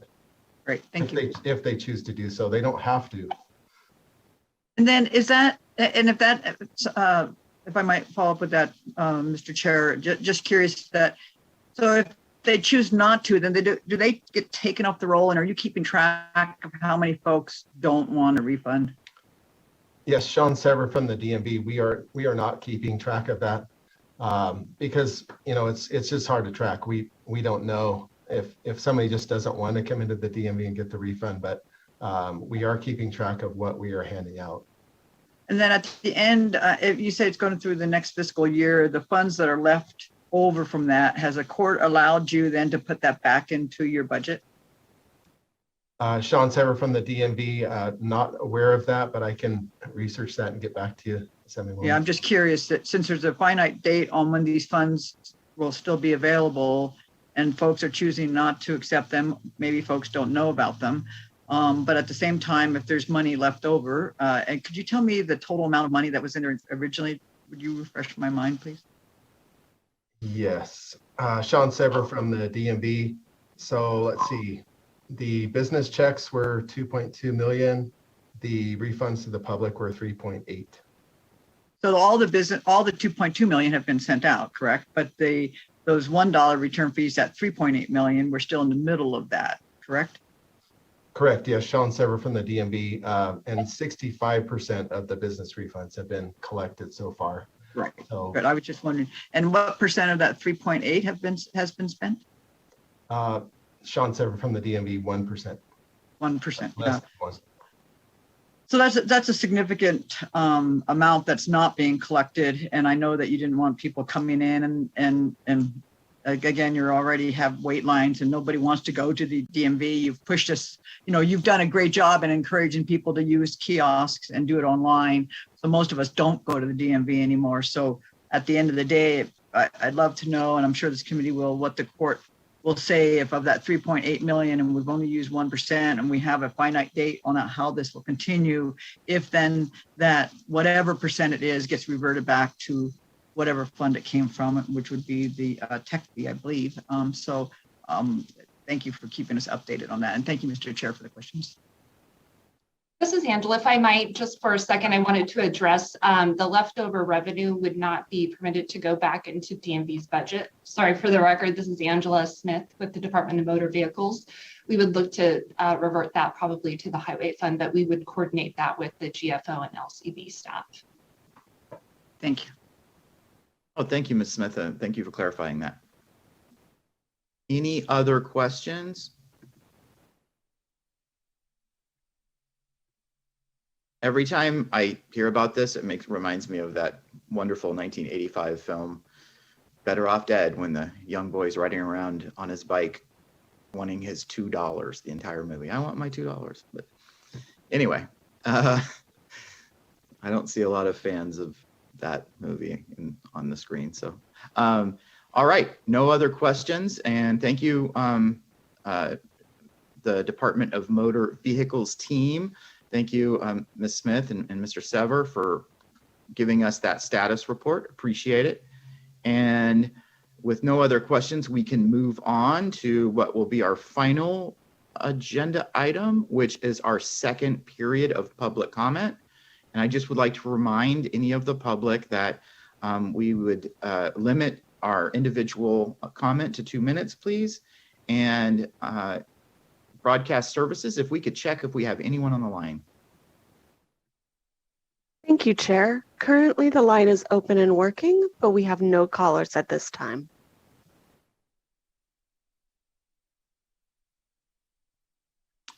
Okay, all right, thank you. I'll wait just a minute, just because we just went through that last agenda item pretty quickly. We'll give it, I'd say, 2 minutes, and if we don't have any callers, then we can wrap up.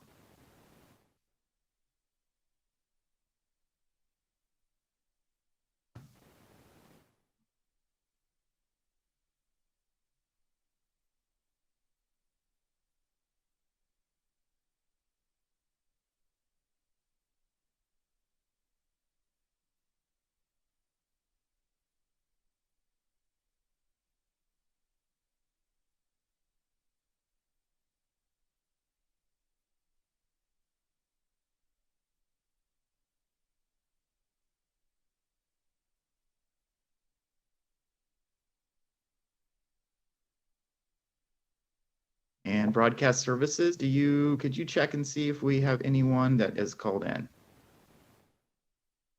Thank you, Chair. Currently, the line is open and working. However, we have no callers to provide public comment at this time. Well, thank you. So with that, we can finish our business for the day. And I would really like to thank, first and foremost, our Legislative Council Bureau staff and fiscal staff and broadcast services and everybody who makes these meetings possible, and the members of the Interim Finance Committee for showing up and doing the work of the people, and also for all the agencies that came and presented their work programs today. And the Governor's Finance Office, as always, thank you for working with us on this agenda. And with that, I will adjourn this meeting. Have a wonderful day, and thank you all.